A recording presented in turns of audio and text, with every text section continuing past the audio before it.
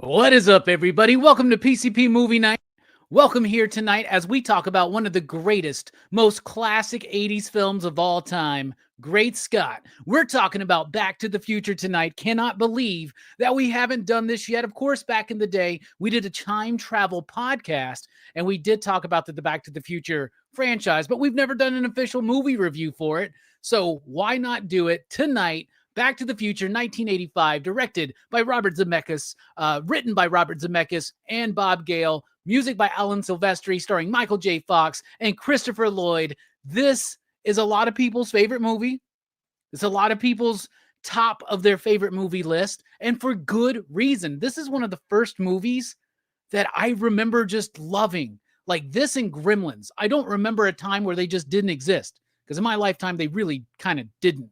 Anyway, we got a great panel tonight to talk about this classic film, including Jelani. What is up, my man?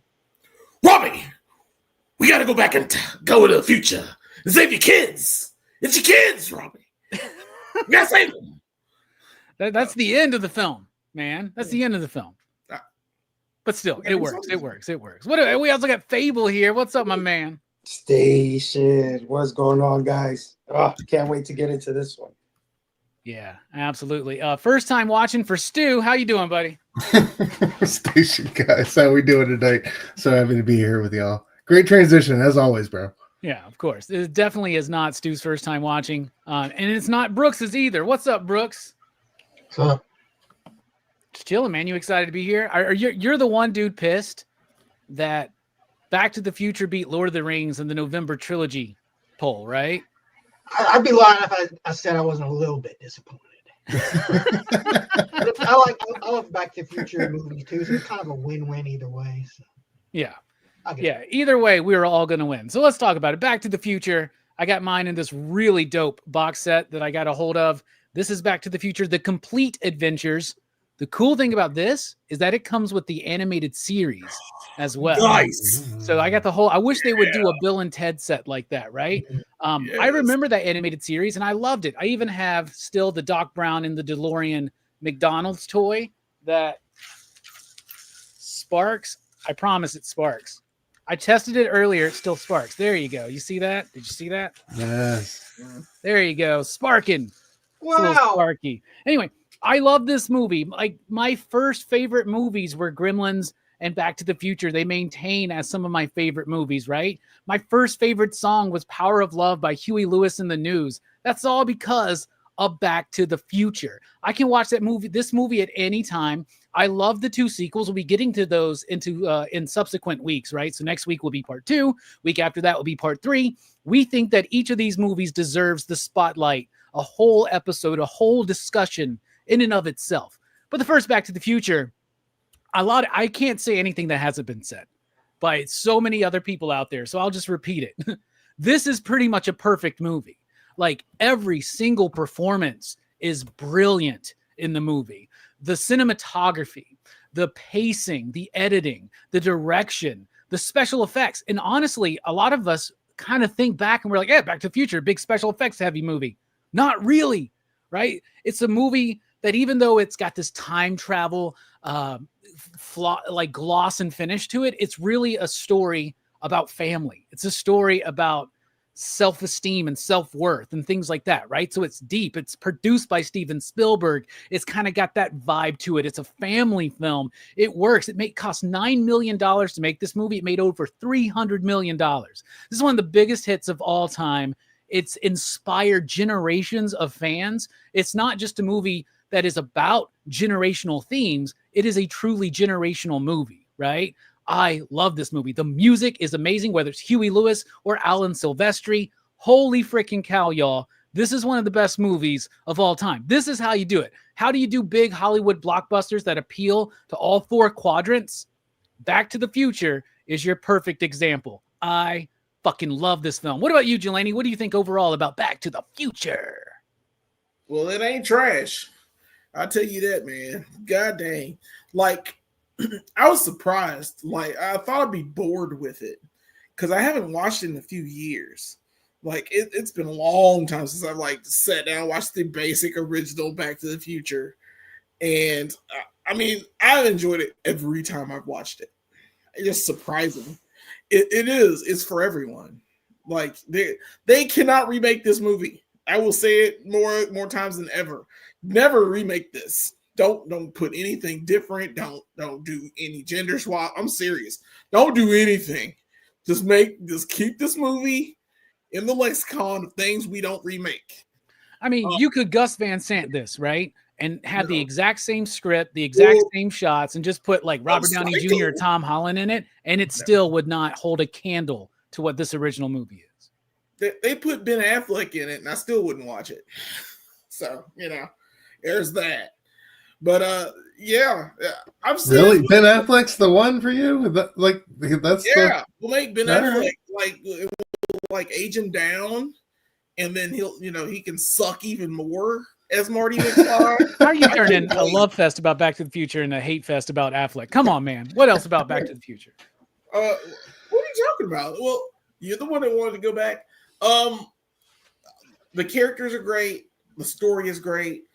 The actual premise of it, like you said, is like the self-esteem and coming into your own and being the person you need to be at the right time. Those and time itself, we don't have that much of it, and the fact that you were able to change things in this world is what a concept to think of. You know what I'm saying? You drive 88 miles per hour and the whatever, how many gigawatts you gotta generate to do that. When you get there and you realize that changing things sometimes works if you do it in the right way. I mean, there's just so many things you can pull from that. It's like I said, this movie is timeless. It's one of those things where it's just, oh my goodness, you couldn't, like I said, you can't remake this. It's impossible. I would be mad if someone tried. Yeah, dude, the whole world would just riot, dude. We'd be like, we've had enough. Like, who cares about whoever's in the political office, what dictators are out there across the planet? This is the thing that would unite the populace, is if they try to remake Back to the Future, we would all come together in solidarity and say, hell no, we've had enough of this. Yeah. Leave it alone. Yeah. Yeah. Oh yeah. Fable, I know you got some love for this film. Tell me what you think about it. I love this movie so much. Oh my God. Oh man, right. This movie is the kind of movie that I love, right? You know how you love the Italian horror. Hoshu, he loves the kaijus. I love the adventure movie. I love the movie where you take a person, maybe they're not in good circumstances when they start, and they go on this journey, and in this journey they discover who they are, and maybe they get the girl and they save the day. And this is the kind of thing that I love, man. This is why I love Goonies. This is why I love Karate Kid. And yes, this is why I love The Lord of the Rings, man. I love movies like this. and this is the quintessential one, man, for me. Like, and is everything in this movie is cool. Like everything is cool. From the beginning where he hooks up his guitar to a huge ass amp, you know what I mean? To the damn DeLorean, to the 50s, man. I used to love the 50s as a kid. I don't know about you guys, but I loved like that 50s aesthetic when I was a kid. I got some problems with it, but okay. Well, I love the cars from the 50s and the way that things looked, the clothing, the style, the hair, you know what I mean? I just love that era. So this movie is cool in so many ways, and it's such a great comedy. It's so funny, and it's just funny every time I watch it. It's funny in that Christmas Story sort of way, where everything is subtle. This physical comedy, you know, like puts the plutonium down into the goddamn DeLorean, and freaking Marty jumps and shit when it sucks the thing. Things like that, little things like that is just too funny. I love this movie from top to bottom, and I echo what you say, Robbie. To me, this is the perfect film. Oh yeah, Back to the Future, one of my top 5. It moves up and down, but yes, top 5 movie and top 5 franchise, man. Yeah, it's crazy because like we've all so far mentioned this, right? Is that this movie is always awesome, right? And there are plenty of times where, like, Jelena, exactly what you're saying, like, you think, okay, I've seen this one so many times, I'm sure that, it won't be the same. I always feel like it's the first time watching this movie. Even though I know what's coming on, it never outstays its welcome. I'm always, like, ready to go into part 2 when the movie ends. It's 2 hours long. It feels like 15 minutes. You know what I'm saying? It just flies by. And everything always lands. All those jokes are always funny. It has aged incredibly well, in my opinion. And like you said, Jelani, timeless. Pretty much timeless. What about you, Stu? Speaking of timeless, what do you think about Back to the Future? Yeah, dude. Just to expound on what y'all have already said. Like Jelani, this was the first time watch for me in quite a few years, but I just love, like you said, Robbie, how it always feels familiar. It's always such a joy to re-experience, and I found myself grinning like a fool, like, for the first good like half hour of this movie. And the jokes, like, I love how the jokes are of the era but also timeless. Like when he gets up with Daka, like, is that a Devo suit you're wearing? Like, you know what I mean? Like, it's hilarious, it's of the time, but it's also like you can really love and appreciate it now. And I think that's just the evergreen quality of the movie. And like Fable said, man, it's the adventure, that Spielbergian adventure movie that you love so much that I feel like we've lost in this modern day of movie making and going to movies and just that whole experience. I feel like that's lost on us largely. So like that's the part that I feel like I most enjoy is the adventure of it. And what I always come back to. But yeah, I think it's the 1-2 punch of Emmett Brown and our boy Marty is just like undeniable. I know we're going to get into Eric Stoltz in that whole conversation, but I just really think like they couldn't have done better with Michael J. Fox, and just like the schedule he had to go through to get this thing done. But like now, like, the cultural landmark that it is and that it continues to be from 1 to 2 to 3. Yeah, man, this was such a joy to come back and revisit. I'm so happy to be here talking about it. Yeah, so. You bring up the Eric Stoltz thing, right? So let's just mention that. If anybody doesn't know, Eric Stoltz was initially cast as Marty McFly. Now, they wanted Michael J. Fox, but he was doing Family Ties, so it wasn't going to work out in the schedule. So they brought in Eric Stoltz, and it just wasn't working. And not saying that he's a bad actor, but they were like, he didn't have the comedic timing for the movie or this sense. Mm-hmm. You think things suck here right now in 2024. There's a reality out there where Eric Stoltz went all the way through Back to the Future, and it became just this movie that just came and went and it's gone. And that world is probably, actually, it might be a utopia. What if there was a choice that had to be made? We get Back to the Future or we get a bright utopian future? I feel like that's absolute Earth. That's a world without hope. Yeah, right. So they filmed stuff with Eric Stoltz, and then they were like, you know what? We're going to let you go. They worked out the deal with the producers of Family Ties where Michael J. Fox filmed this, at night during the week, and then on the weekends. They said that he got like 4 to 5 hours of sleep a night during this whole process, and Incredible, dude. and maybe that adds to the performance because he's got this frantic energy, this like nervous, anxious really quality to it that really. And then, I mean, we'll get into it, but I mean, Christopher Lloyd's Doc Brown, all he's got to do is look a certain way, like just make a facial expression. I crack up, man. Like when the damn garbage pail catches on fire and he's like, whoa!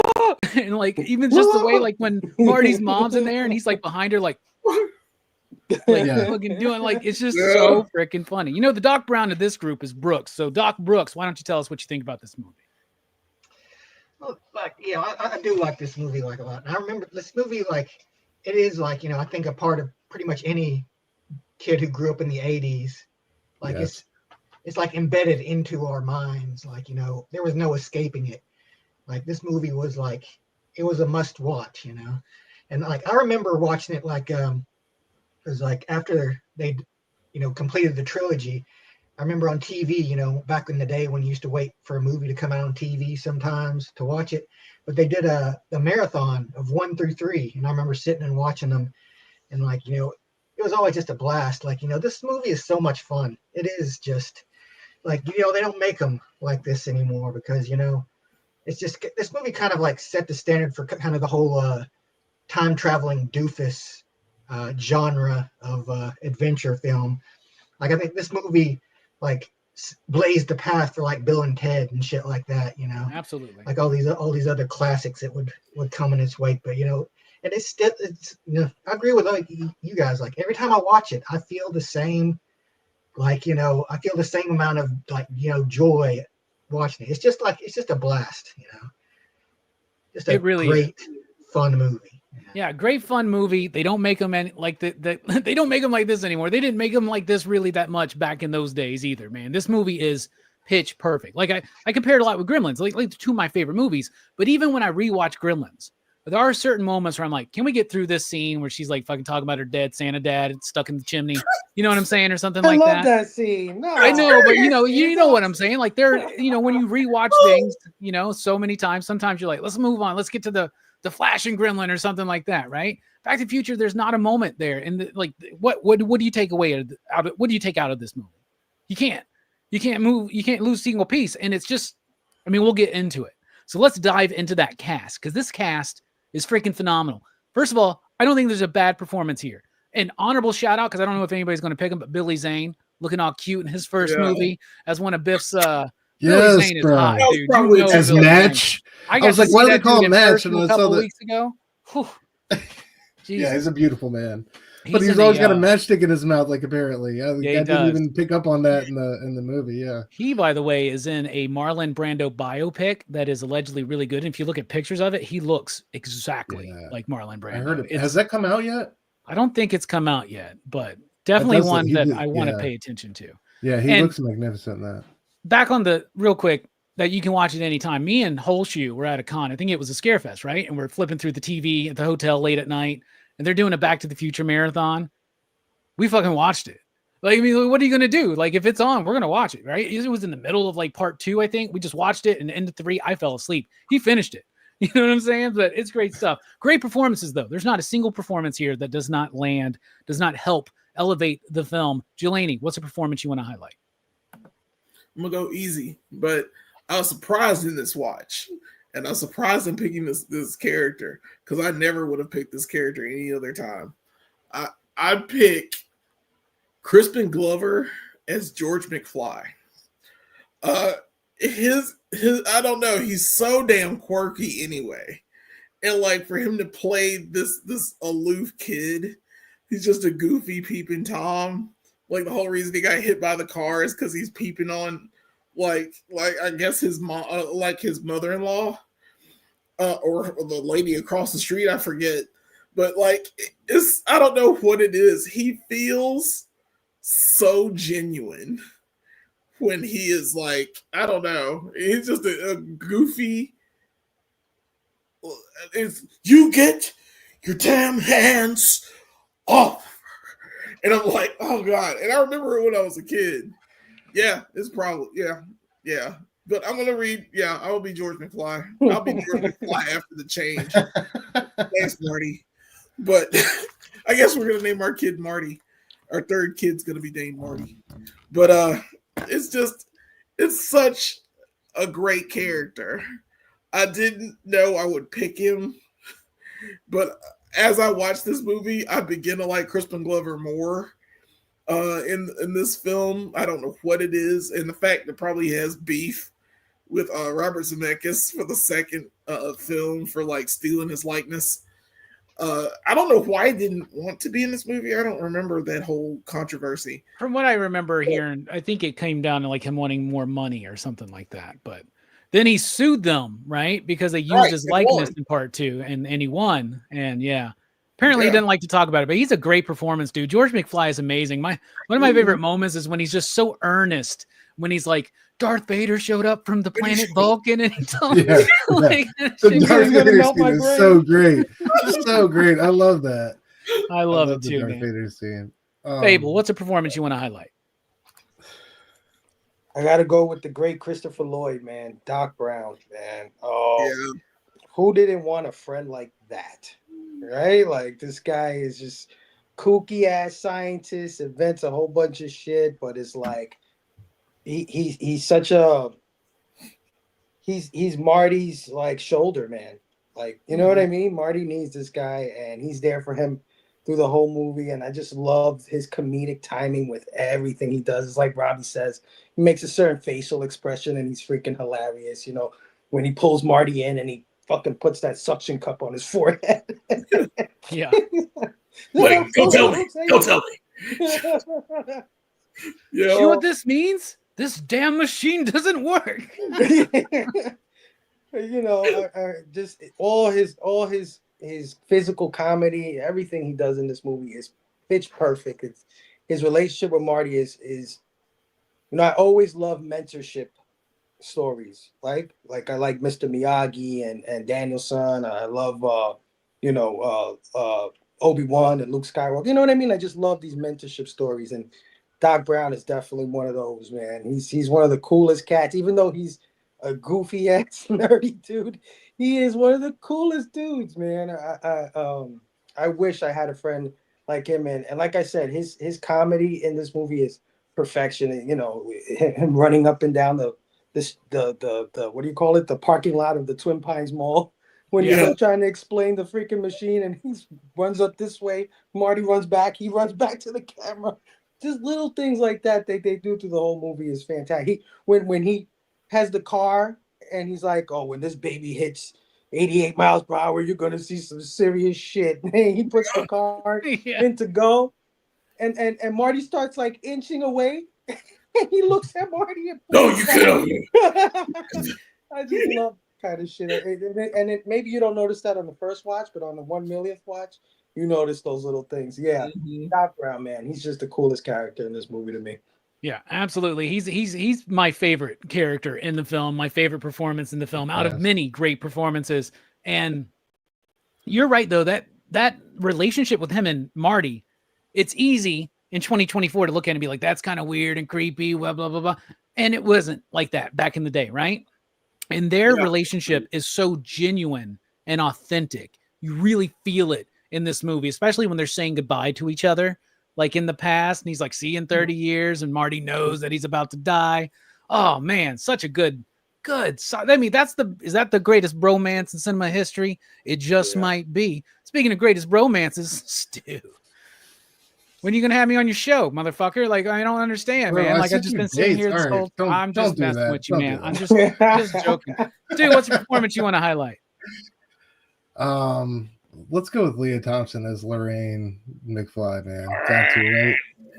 Absolutely fantastic. Dude, from the opening scene, we're talking about one of our favorite George McFly scenes. I love the opening scene where she's recounting how they met, right? And like it ends with him like laughing at the television. They're all just like, whoa, Mom, what are we doing here? Like, just fantastic. And she's just gorgeous, right? And I saw some documentary where she said I approach this role like a kitty cat in heat, and you can totally like, you know, just like I just love the struckness of it, like from the go, how she's attached to Marty, and like, you know, at first you're like, all right, this is kind of ridiculous, but after a second you're like, can you blame her? I mean, he pulls that awesome skateboarding stunt in the square, you know, he's like he's doing all the cool things, right? He's standing up for himself. And then finally, like, I just love the culmination of it in the car. It's just fantastic, right? And how eventually everything settles in place, and it goes from there. And like also like Lorraine 2.0, like, you know, the leveled up version of her was amazing. So I just thought like she did a fantastic job. I thought she really understood that role and the humor in it, despite like, again, how we view it in the modern lens, which is like whatever, but come on, just have fun with it. I think it's hilarious when you really go with it, and she killed it, I think, on all fronts, man. She's so good, and she does everything that's needed to really bring it home as mother and like teenage heartthrob. So yeah, she's amazing in the film in all three iterations of her character, right? Yeah, and that opening scene you were talking about when she's like recounting the tale. She's drinking straight vodka, right? You know, like at first it's subtle because you can see it behind her. And then like she just goes and pours another one. There's a Bud Light can in front of her. Like she's alcoholic, you know, she's not enjoying her life. And that comes out very subtly, not just in those little hints, but even when she says that, like her look, she has this like crushed, defeated kind of thing when she talks about how happy they are and all that stuff. And it's such a subtle performance that really, really sells it. And like, these are the things that on the millionth time, like Babel said, you really start picking up on that stuff. Brooks, what about you? What's a character you want to highlight? Well, I'll take Biff Tannen. Like, Biff Tannen is like the prototypical kind of like, you know, he's like, he's a bully. He's like, he's a villain who's just like, he's not like, you know, smart or like, you know, dangerous particularly, but he's very like dumb and cruel. He's just, you know, he's just a bully. He's an asshole. Like Biff is like somebody that pretty much everybody has met or been around at some point in their life. Like I think just about everybody has met somebody like Biff, maybe to a lesser extent, but what, you know, with similar qualities. You know, somebody who just like, who always just like, you know, has to like, you know, find somebody else to like put down, to just be a dick, you know, like. And I love that you see him like, you know, first you see him and he's older and he's like, you know, he's bullying George, like as an adult, like, and after he's wrecked his car, and he's like fucking giving him a hard time about it and shit. What an asshole! Like making him do his work. And it's like, and then you go back and you see him as he's younger, and like he's even worse. He's like just a complete. He has friends. And the guy who just like walks into a fucking like malt shop or whatever, and like just like pesters this guy for no fucking reason. Even though he's like doing him favors by doing his homework and shit. I love the parallel too of how like, you know, in the future he gets him to do his work and he's like, make sure you got to get to me early so that I can do it in my own handwriting. And then you go back in the past and it's the same thing but with his homework. But yeah, like Biff is like he's like the kind of, and like, you know, the whole scene where he's like forced himself on Lorraine and shit. Like it feels so good, you know, to see him get his comeuppance. Like, and even when in an earlier scene when he's chasing, you know, Marty and they hit the manure truck, that's like a classic, like, you know, fuck yeah scene, you know, because you just love seeing Biff get his comeuppance. That's what makes him, I think, a great villain. He's just a dumb, cruel guy, but like you just love seeing him fail. Yeah, he's scary too, man. Not for nothing. Yeah, like young Biff is kind of scary. Yeah, he's a big dude. I love they do it twice where he stands up in front of Marty and he just keeps like getting taller and taller. McFly, hello. Just a fucking annoying guy too. Just somebody just like is fucking an annoying prick. What are you looking at, butthead? Love that. And I know we'll get to him in the next couple weeks, but this dude, what's his name? Thomas F. Wilson? Is that his name? Yeah, Thomas F. Wilson. His performance through all three. Because he gets to play like cowboy Biff ancestor. He gets to play casino sleazy Biff. Like he plays old man Biff. You know, like he plays all those roles so freaking well. Yeah, God made that man to play Biff. Like for Yes, no You kidding. ain't lying. I want to give a shout out to James Tolkien, who plays Principal Strickland, because he's just an ass in this movie. Yes, he Like, is. and he's an ass in the So 50s, good. he's an ass in the 80s, and he's even an ass in Masters of the Universe. He's the same character. He's the same character. Yes.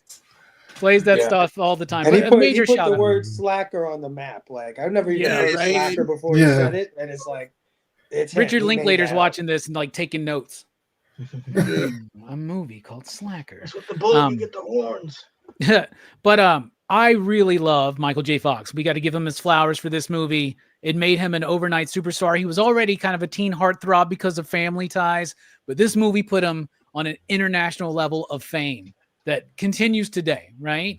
And just knowing his schedule and what he was going through, like from like Family Ties to Back to the Future, back and forth, this and that, coming into the shoot late while they're already into production, he delivers a great performance. It's a reactionary performance, but that's how the comedy is structured in this story. So let's talk about the story, the structure, the style. First of all, style. The cinematographer is Dean Cundey, the guy who did The Thing, right? Who did a lot of John Carpenter work, right? The guy who was the cinematographer on Halloween. Like, the movie looks beautiful. And he did this thing where he used softer, warmer lighting in the 50s and the 50s scenes. And then the 80s scenes are much more of a harsh light and higher contrast, right? And that really comes across in the film, even in a subtle way. The set design on everything was absolutely amazing. How they took that, they're on the lot, they're on the Universal lot, right?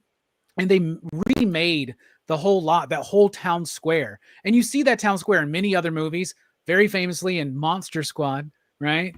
If you remember, that's the same town square that takes place in.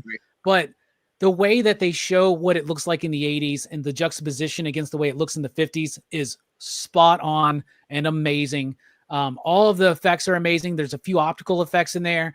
The whole fire trail is just so iconic and such a cool idea. Initially, they were developing like what the time tunnel would look like and all that stuff. And they're like, no, we don't need to. This movie's not about that. And that's what I love about the story. It's a time travel movie that's not necessarily about time travel. It's more about these characters. And maybe that is what is missing in a lot of modern adventure films, is they think it's all about the effects. They think it's all about the concept, the high concept, all this kind of stuff, all the action, all the adventure. But really, why Back to the Future works so much is the core of those characters and that story. It's edited so freaking pitch perfect. It is absolutely a masterclass in how to get in and get out and leave people wanting more. This movie never slows up. It never speeds up. It just stays completely engaging and enthralling all the way through. What do you think about the style and structure, Jelini? Oh, man.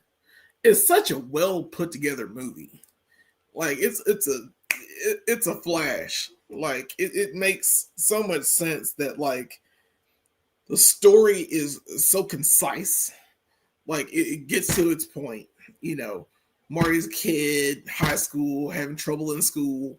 He's got family that's like broken, but they're still a unit. They're still together. You know, it's not like they're falling apart or anything. It's just their lives could be better. Like, it should be better, but they're all together. Mom and dad are still together. The kids are there. You know, Biff is just the main problem with their lives. But at the same time, like, Marty himself, he's got a girlfriend. He's still got a band that still can't play at the dance. You know, those little things, you know what I'm saying? That bring this movie together so well. Yeah, it is the characters. And then, of course, his relationship with Doc, how everything's set up. And one of my favorite scenes, for some odd reason, even when I was a kid, was the model city when he built the town square. And he's like, I didn't have time to like paint it. He's like apologizing. I didn't build it to scale or paint it. I'm sorry. I'm sorry. I'm like, dude, this is awesome. This dude in 20 minutes is like, I got to build a replica of the town I gotta do square. replica of the Hill Valley. Just to show him, yeah, we're gonna. I mean, what's the whole? What is all that for? Just to be like, yeah, you're gonna drive down here and hit this ball Right. and lightning, boom. That's all this is. Yeah. You gotta tell the audience how it works, Marty. Yeah. That's And see, a joke, that's right? something crazy about the film is this is a testament to how well it is written. It is so much exposition in this movie. And it's always like, even as a kid, I was like hanging on to every word, like the idea of how it worked, how they were going to get them back, how the story unfolded about the parents and how it changed because Marty being there. All of that is just exposition, but it never feels like it, right? And like every single thing, and this is what reminded me when they were talking about the uncle, you better get used to these bars, kid. Every single thing that is set up in some small way is paid off. Yeah, everything feeds into each other. Everything they matters. Don't write like this anymore. Yeah, they don't. If people could tell a story like this now, we would have so many classics. But we want to recycle and regurgitate and have no creativity for anything. But this is how you do it. Like, I don't know what it was about like this period of time or the 80s or what it was, where we're just making movies and they're fun and they make sense and everyone talks to each other and it's the cocaine. It's the cocaine. Yeah, it's the sweet coke. It's the focus. Cocaine. Cocaine. Yeah. Cocaine. But yeah, I love it. Style, structure is shot brilliantly. I love the DeLorean. The DeLorean is one of my favorite cars of all time. The fact that like when you saw a DeLorean, because I've seen like 2 in my lifetime, like in person. Like one was when I was in Orlando. Someone was actually driving like an actual DeLorean, not souped up or anything. That was pretty cool. And then of course Universal Studios, where they had like the car out and you got to like walk around it. And I was like, oh God, this thing is so There was cool. one that used to come out to the movie theater when we worked there. There was somebody that used to come there's 3 times. That's right. Yeah. There's 3 times. I forgot about that. That dude had like a flux capacitor in it, but he didn't have like everything else done. But there's a whole group of people out there who buy old DeLoreans and fix them up to look like the time machine. Yeah.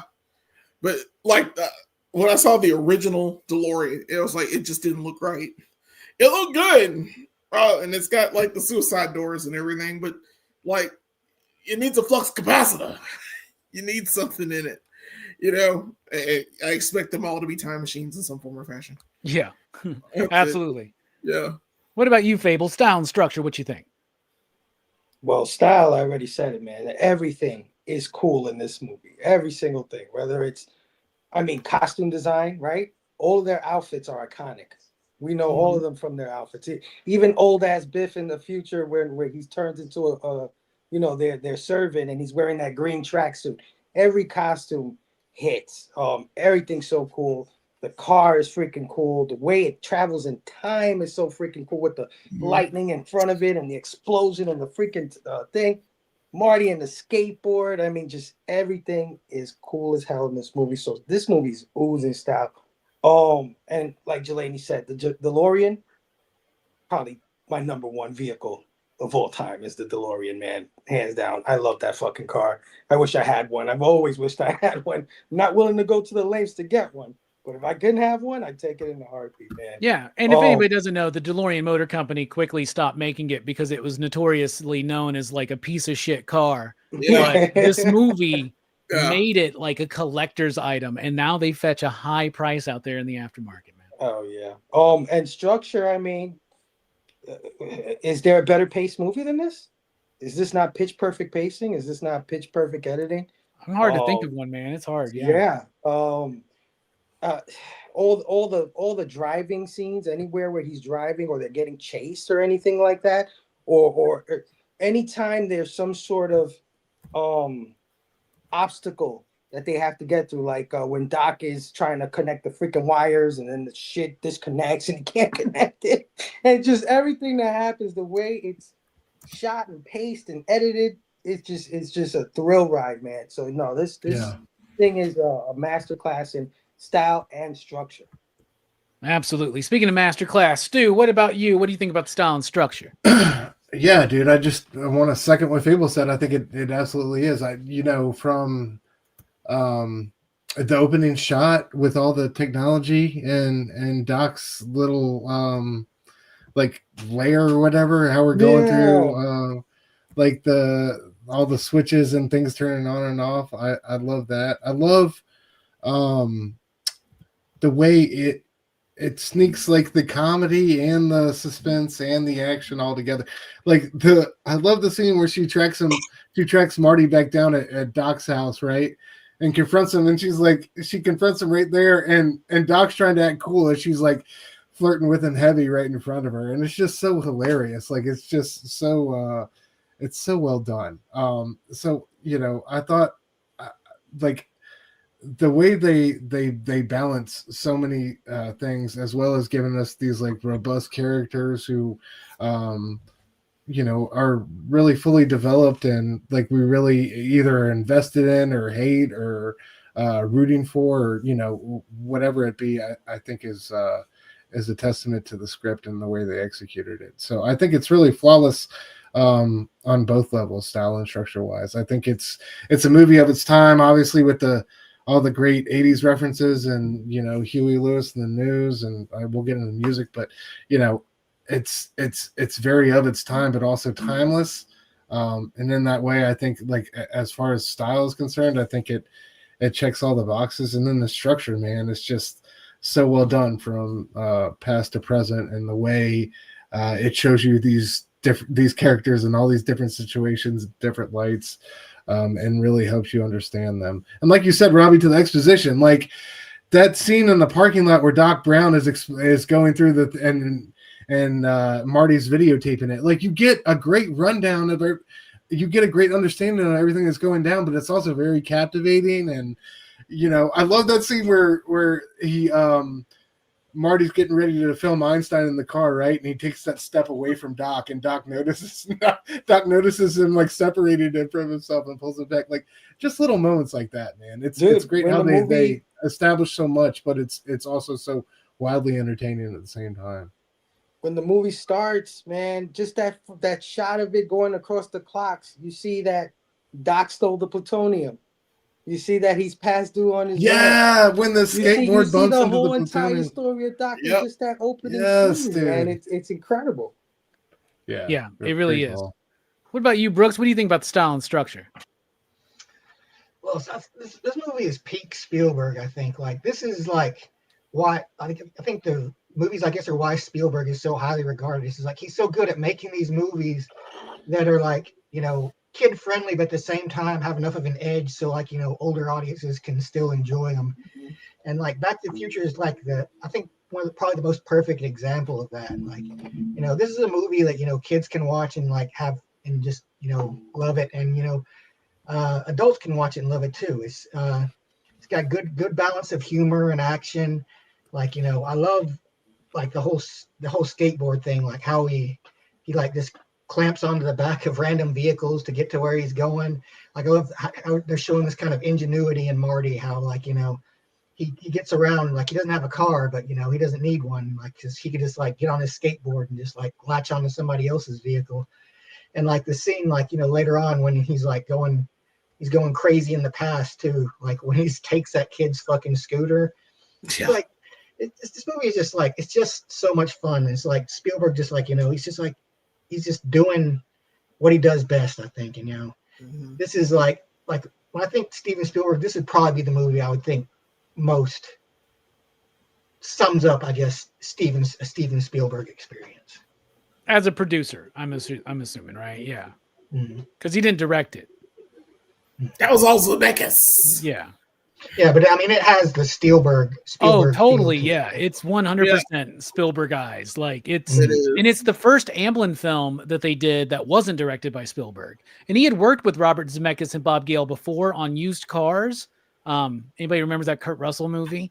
And there was something else, but those two movies didn't do well. So Zemeckis didn't want his next movie to do bad and reflect poorly on Steven because they were friends. So then he did Romancing the Stone. It was a big hit. So he goes, all right, Steven, now we can do Back to the Future. So yeah, we should do Romancing the Stone. We need Romancing the Stone. Goldie Hawn. Yeah. Why not? Yeah. In my head, Robert Zemeckis is a better Steven Spielberg. That's just me, though. I know that's blasphemous for some people, but if you look at Zemeckis's like filmography, man, he's like he because Steven Spielberg he kind of he did like He did 5 or AI. 6 good movies, and then it was just like goodbye, Steven Spielberg. We'll see you later. You can go Zemeckis kept going Ready and he Player kept One. innovating. He kept doing more and more crazier stuff. So I love Zemeckis, but again, but definitely comes from the school of Steven Spielberg for sure. Absolutely. Yeah, absolutely. All right. The music is done by Alan Silvestri. We've talked about his work before when we talked about Predator. He also did the score in The Abyss, Father of the Bride, The Bodyguard, The Mummy Returns, Checho, The Rise of Cobra. What the hell? Stuart Little, Castaway, What Lies Beneath, which of course is another Robert Zemeckis film. Who Framed Roger Rabbit, Forrest Gump. This dude is a pretty solid composer, and this is his best work, in my opinion, and also one of the greatest film scores of all time. That dun dun dun dun dun dun dun dun bum bum bum. Like it's so freaking good. And he intentionally wanted something big and orchestral because everybody was doing the synth thing, and that's where they were kind of trying to lean him in.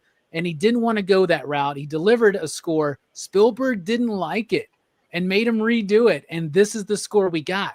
But Spielberg, that's why it works, right? That's what Brooks was saying, is because Spielberg knows, nope, try it again. I know you got it in you. And he pulls out a magnificent, it's so freaking amazing. The score, as soon as you hear those first notes, you know it's Back to the Future, right? It's a discernible, recognizable theme. The music carries all the way throughout. And then you add in Huey Lewis and the News doing Back in Time, which is the credits music, but also Power of Love. I mean, we all love that one. Jelani, what do you think about the music in the film? Yeah, going to that Huey Lewis thing, like Power of Love and Back in Time, like that's the same damn song. I love the music, I love it, but that's the same damn song. It's got the same riffs, it's the same cadence, it's everything. It's like you're sitting there, you're like, wait a minute, that's the power of Back in Time, you know. You're like, yeah, but like, isn't that the same? What the crap? But yeah, this music is iconic. Like, you can't change it. There's nothing you can change. Like, you can't. If you remade this movie, you'd have to have Huey Lewis and the News do the music. It'd have to be different songs, but then they'd sound the exact same. Yeah. But yeah, that's what I got, man. Alan Silvestri. Yeah, you're right. Da da da da da da da da. It's so like bombastic. It's so like worth your time and effort. You know it from Jump Street.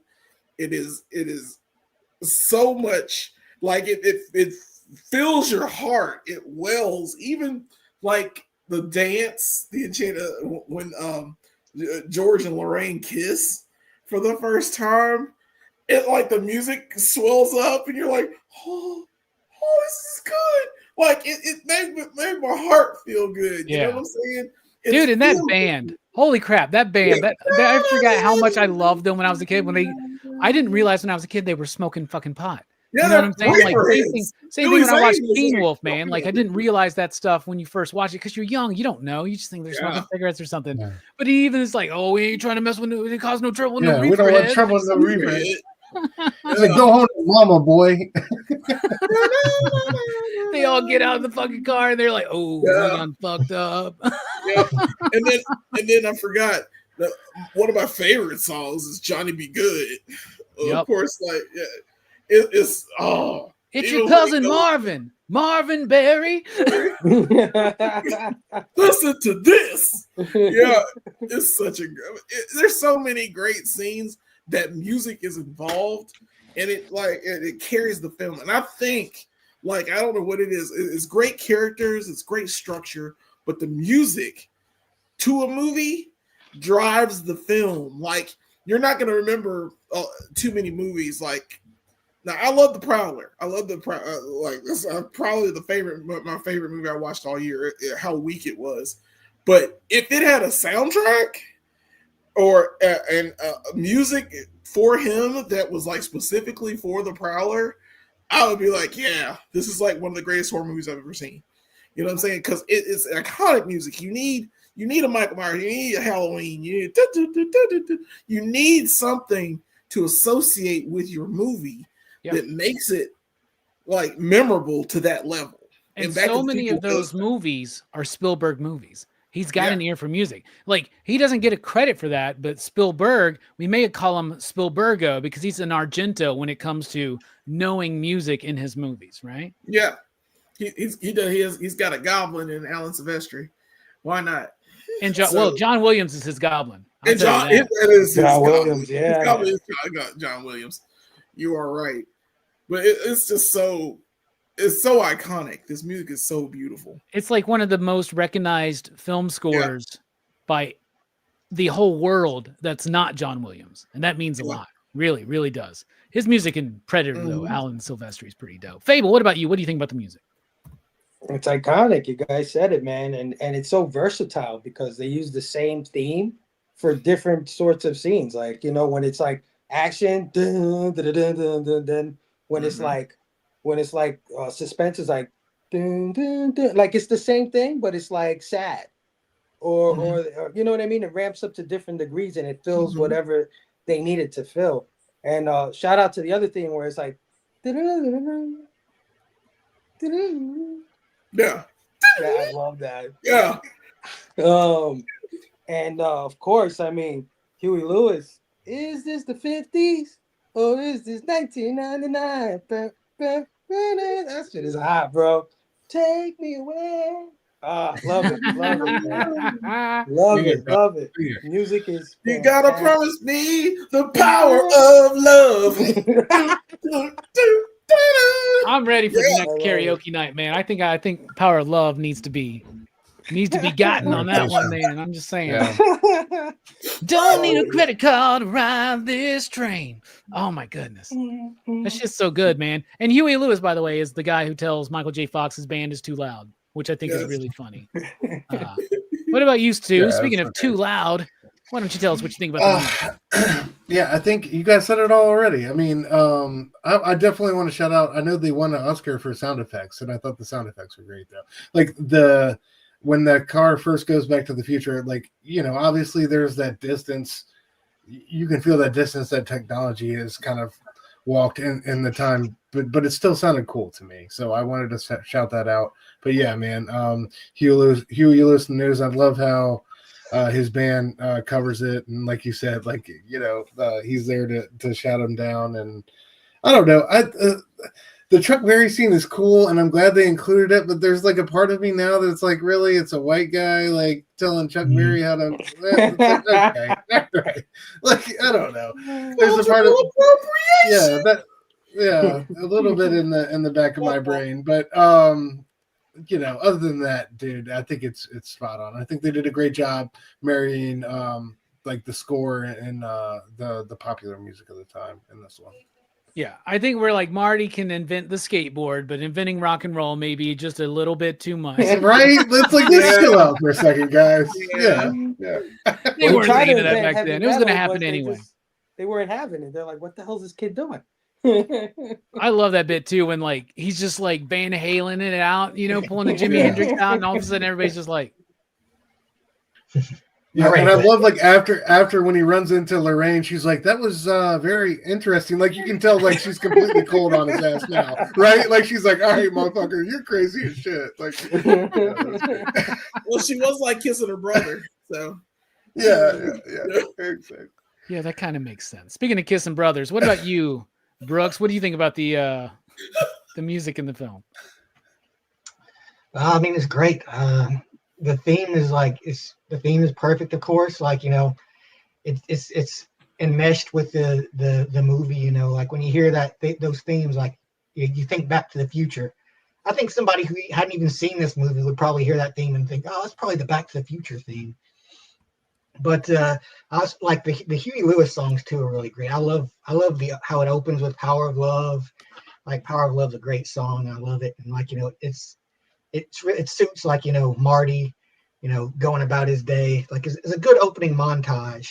And like, you know, Back in Time is a good song too. I think I like Power of Love a little better, but Back in Time is a great song too. And Back in Time kind of like suits the theme of the movie a bit more than Power of Love does. honestly, being about, having the word time in it and everything. But, like they both are essential songs to this movie. Like if you took out like Power of Love, you took out Back in Time, like the movie would just be incomplete, I think. Yeah, 100%. Well, this movie is Fable was talking about this earlier. Like, this is the hero's journey. It's like a young hero or would-be hero, a fool at this point, right? Embarking on a quest. He comes across a wizard who's there to mentor and guide him. He has like he has to cross the threshold. I mean, it's the classic Joseph Campbell hero's journey thing. And you see that in Spielberg films. You see that in Lucas films. You see that here. And you see it in a lot of stuff in the 80s. And a lot of these things resonate because that is a very powerful story, because it's the story of every day of your life. It's the story of every year in the seasons. Like, we see this like cyclical nature of story that repeats in our own lives. And that's why we can really vibe with it so well. This movie's got a lot of things about it, though. It's actually saying a lot. So I'm curious to see what the panel has to think. Jelani, what's this movie? What's it speaking to you? What's its theme? You have the power to change your destiny. Even without a time machine, if you're able to step up and become who you need to be with a little motivation on your part, you got to step up on your own. You can't just wait for things to happen. Marty's a slacker. Marty doesn't do the thing that's necessary to succeed in life. And he would have turned out, just a mess. Well, we haven't gotten that to yet. But, it's because and also he's bullheaded and pigheaded, which is also in two. But as he goes through this journey, he realizes that he needs to like become the person to save his family, like literally save his family. And it's a growth thing. And if you're not able to conquer the trials and tribulations that are in your life, then your destiny is lost. It's unfulfilled. It's not going to give you, what you want from your life going forward. You'll just be miserable and alone and just sad, and it's not worth it. You have to take charge and take your destiny into a different direction. That's what Absolutely. I think this movie speaks. Absolutely. Well said, man. What about you, Fable? What's this movie speaking to you? I think the movie kind of states what it's saying at least twice, and it's whatever you put your mind to, you can accomplish whatever you put your mind to. Jennifer tells Marty that, in the beginning. Remember what Doc says: you can accomplish anything you put your mind to. And at the end, the father, he says, like I always say, you can accomplish anything you put your mind to. Mm-hmm. And they all literally have to do that in order to escape these like crazy obstacles that are in their way. That Marty literally uses his mind when the car doesn't start, and he hits it with his head. Yes. And the car starts all of a sudden. So, yeah, I mean, I think the theme is right there. I think it as long as they try their hardest, they're gonna win the day. They're gonna get what they want. Yeah, absolutely. Well said. What about you, Stu? What you sitting on? Yeah, I think you guys have said so many great things already. I think it's easy to get complacent in life, right? And it's easy to lose yourself in woulda, coulda, shouldas and create excuses and half truths. And I think ultimately at the end of the day, this movie tells me to don't be afraid to put your bullies or your demons in their place and make sure that they put that second coat of wax on your car. You know what I mean? Because you had to stay on their ass since high school. You've had to stay on their ass since high school. Like I was so happy for George in that moment. So that to me is what that ultimate triumph. And I love that connection between father and son and how they shared that. They were both afraid of failure. And I feel like it was ultimately about both of them confronting that in different ways. So that's what it says to me. Absolutely. What about you, Brooks? What you thinking? Well, I think kind of a big theme of this movie is kind of like this idea: the more things change, the more they stay the same. like there's so many parallels between like Marty's present and the past, like so many things that are essentially not that different. Like, you know, it doesn't feel like Marty's like out of place back in the 50s. Like, you know, he is like, you know, kind of not used to a lot of things, but you know, he doesn't feel like an alien or anything. Like he's just completely like he wouldn't fit in. And like, you know, like, and you know, Marty's cool in the present, Marty's cool in the past, you know, and I love the fact that, you know, it seems like his mother seemed like this like prudish lady who'd be like, oh, back in my day, girls didn't do that, you know. But then you go back in time and see like, oh yeah, actually she did do that. Yep. Maybe things haven't changed that much really. It's like, Marty, And, like, I'm almost 17. I've parked before or something like that. Yeah, I mean, we still do a lot of the moves, the classics, Yeah. man. The classics never go out of style. And like, you know, like I was saying, like Biff, like the like some guys are just like, you know, they're assholes when they're kids, and they're assholes when they're adults, you know. It's like that's the way it is. Like, you know, things may change in time, but like, you know, I think there's a lot of core things that will always be kind of the same, you know. Absolutely. The mystery of time. Yeah. You have all basically hit the nails on the head. And the only thing I will add is exactly like it is about believing in yourself, having the confidence to do that, right? That's what Jennifer tells Doc. That's what Jennifer tells Marty. That's what Doc tells you. That's just what you said, babe, right? His dad says it at the end. Marty says it to his dad in the past, right? That's Marty right. goes back That's and right. instills his dad with that confidence, right? And I love what R. Ariaga is saying. It's about the relationship between kids and parents. You spend a big part of your life. You think you got them figured out, whether it's your kids or your parents, but you don't know really what they're going through. But what they're going through is very similar to what you're going through, right? So it's about a connection. There's a generational thing here, though. And I think that it goes beyond just the individual, and it even goes beyond just, say, family, right? And this is something that gets explored in the rest of the series as we progress. We can say, believe in yourself, put your best foot forward, slay your demons and your bullies, make the life that you want to make, right? We can say that. That's fine. But I think this movie, what I really picked up from it this time is that it is our responsibility to do that. It is our responsibility to better ourselves, because that has a reverberating effect outward. When George McFly got some confidence and got together with Lorraine in a much bolder and solid way, their life completely changed. The life of their kids completely changed. The older brother goes from working at Burger King to like being like a bank exec or something like that. Their whole situations change. And even the bully, the bad guy, he winds up getting more put in his place because George McFly found himself worthy of that, worthy of the life that he wants and the desire to make it. It's not a selfish thing to self-improve. It is actually, we self-improve to better the world. And I think it is a responsibility to do that. And we don't all have the luxury of going back in time and correcting our mistakes. And it just shows you how important it is now. No matter what happened in the past, now is a good time to blaze a powerful, powerful trail of self-actualization all the way back to the future, if that makes sense. All right, now it's time to rate the film. Out of 5 possible you digs, you out there in the chat, what do you think about Back to the Future, which we've already said is pretty much a perfect film. So I'll kick us off and I'll say 5 you digs. No shit. Or my bad. Let's steal it from we're going to steal it from Jay. I'm going to give it a 5.69 gigawatts. That's what I'm going to give it. This is a perfect movie. It's beyond a perfect movie. It's one of the best films ever made.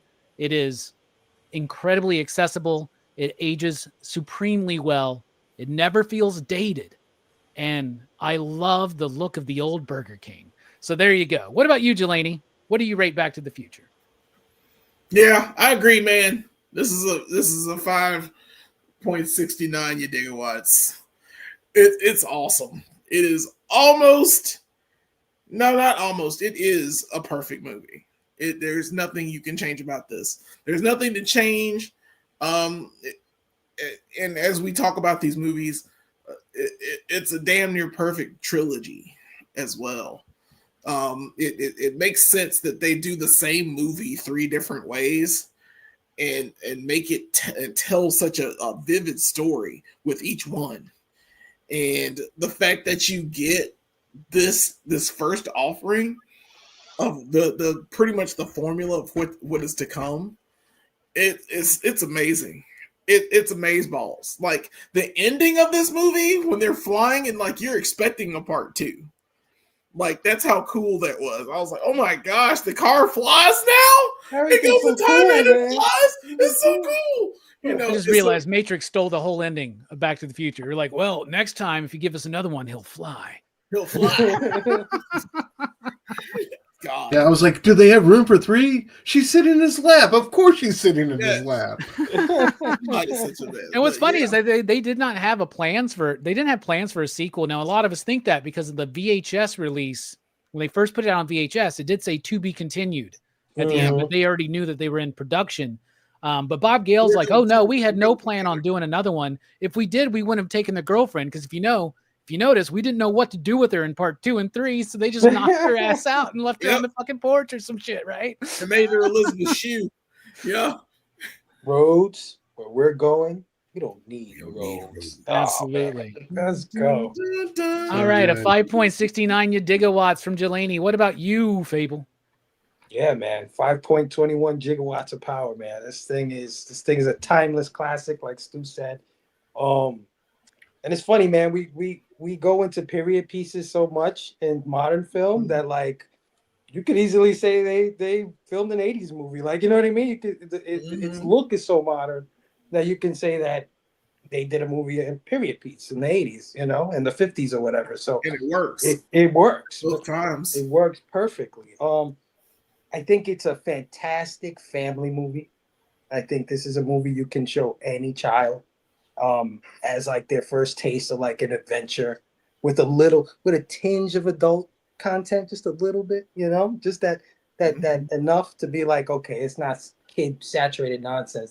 There's some adult in here. So yeah, man, I think this is a modern classic and it will continue to be a classic. And I can't imagine a soul not liking this movie. Seriously. I don't care what genre movie you're into. I don't care what you're into.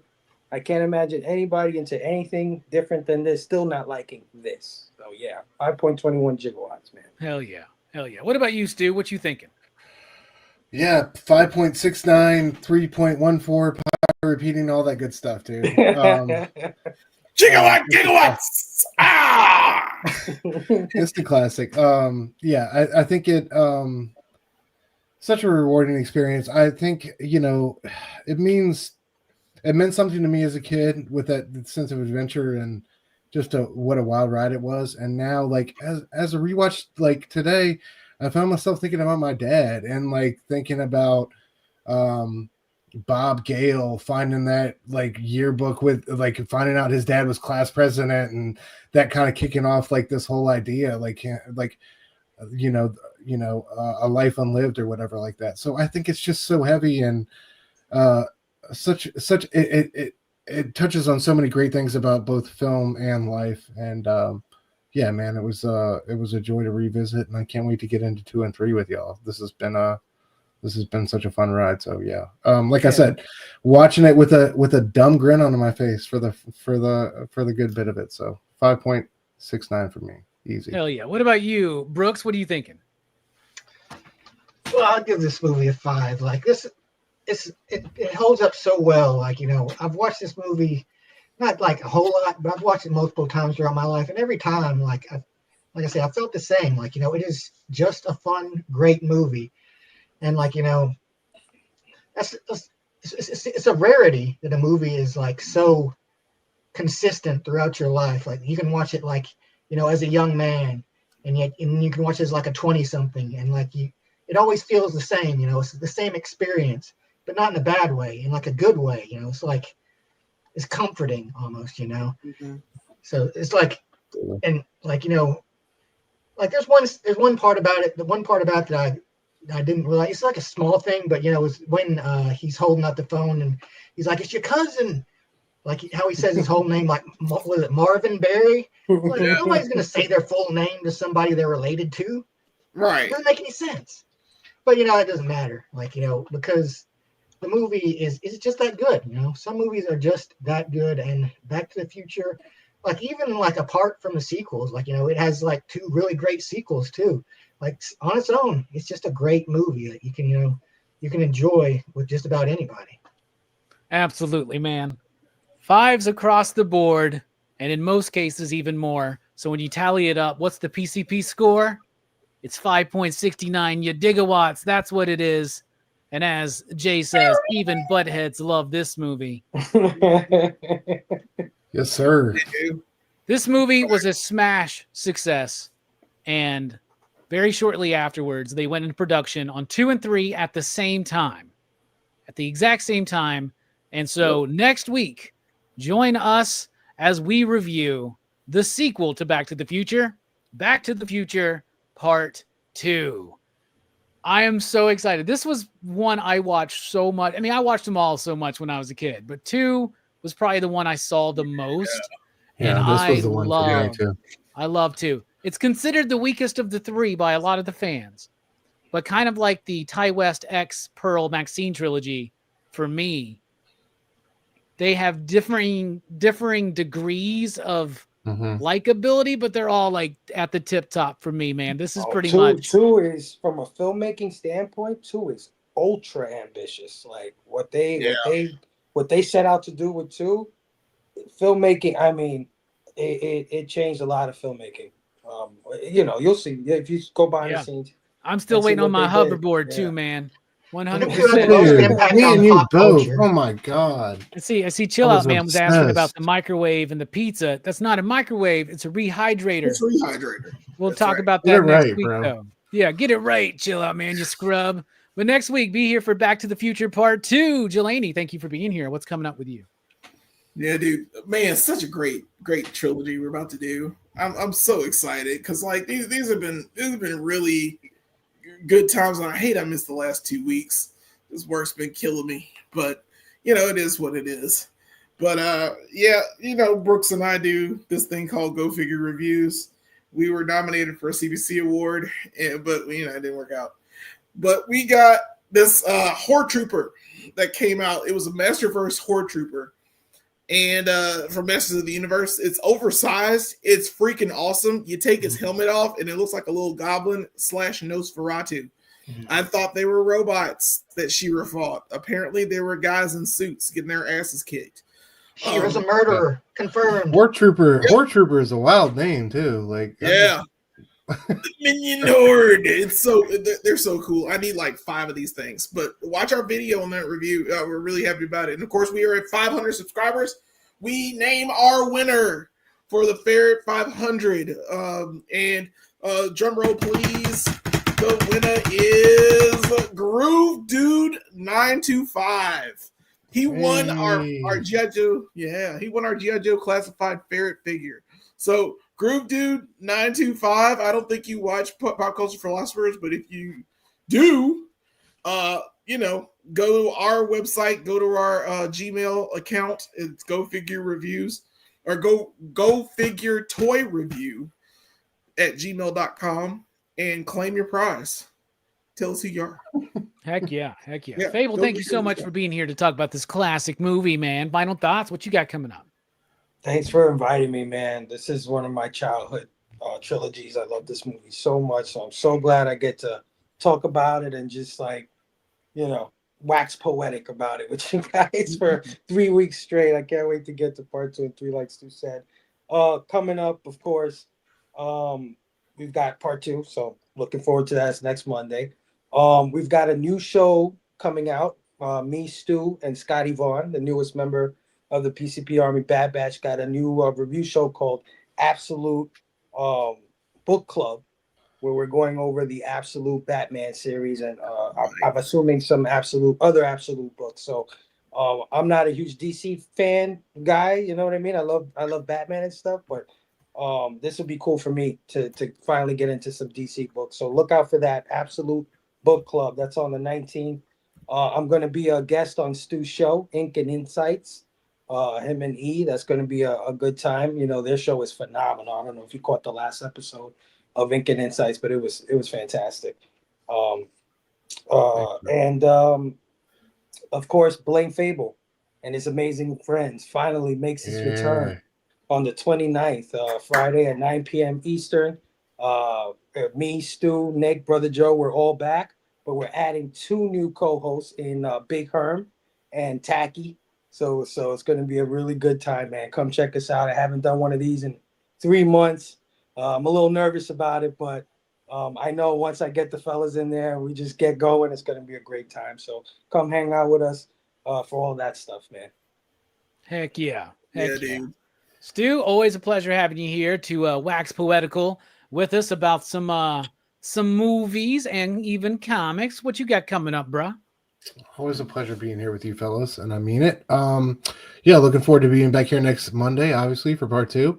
Ink and Insights every Wednesday, 9:30 p.m. Eastern, will be on my channel this Wednesday. We alternate between me and E over there on 9 Panel Grid, so make sure you check us out. Like Fable said, Absolute Book Club on a week from tomorrow. Yeah, a week from tomorrow at 9 o'clock Eastern, so look out for that. The 19th. But yeah, other than that, check me out on all the great shows on Pop Culture Philosophers. Monthly comic review. I'll be back for that one. And of course, back for 2 and 3. Can't wait. So thank y'all for having me. I'm so excited. I resisted the urge to just watch them this week. You know what I'm saying? Like, dude, like after I finished one today, I was like, I just want to go through. I wanted to go through them all right there. It was tough. All right, Butthead, what about you, man? Any final thoughts? Who was the president in the early 80s? Ronald Reagan. Ronald Reagan. Ronald Reagan?